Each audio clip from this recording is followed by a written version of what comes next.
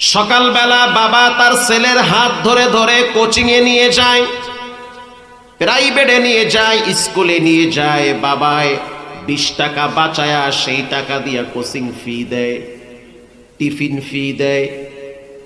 বাবায় চাকরি করে একটা ফার্মে অথবা কোম্পানিতে। প্রতি মাসে মাসে সিদ্ধান্ত নেয় চাকরি আমি ছেড়ে দিব, বসের ব্যবহার খারাপ। কথা ঠিক না? সারাদিন ক্লান্ত শ্লান্ত শরীর নিয়ে যখন ঘরে আসে, সন্তানের চেহারা দেখার সাথে সাথে চিন্তা করে, চাকরি যদি ছেড়ে দেই আমার ছেলেটার টাকা কে দিবে? সন্তানের চেহারার দিকে তাকাইয়া বসের ধমকগুলা বাবায় নীরবে হজম করে আর গোপনে গোপনে কাঁদে। একে বলে বাপ। এই ছেলেটা লেখাপড়া করার পর শিক্ষিত হয়, পরীক্ষার ফিস দিবে, টাকা নাই।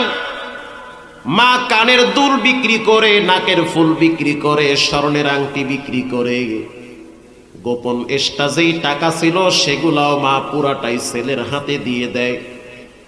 এই ছেলে লেখাপড়া দেশে শেষ করে বাহিরে যায়, কানাডায় ডিগ্রি নেয়, বিভিন্ন দেশ থেকে ডিগ্রি নিয়ে দেশে আসে।